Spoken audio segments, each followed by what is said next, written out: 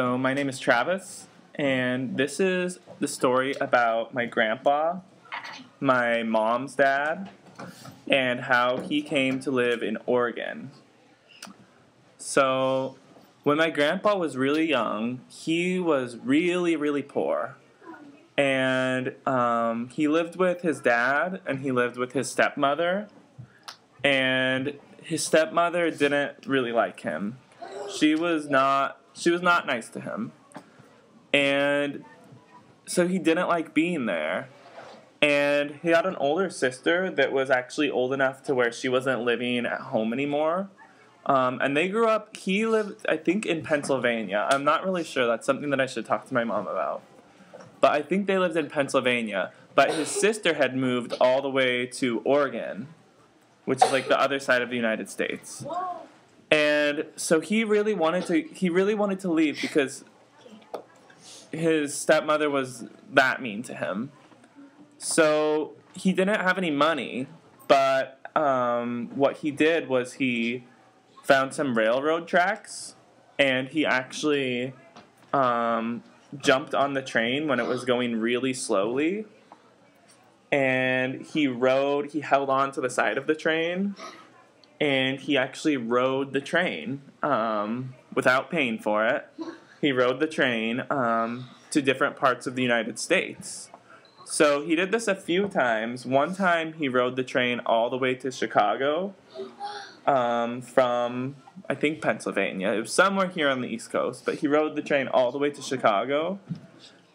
And then he decided that he got a little bit scared, and he actually went back to live with his dad again. And then another time he took the train again, and he went somewhere, and I don't know where.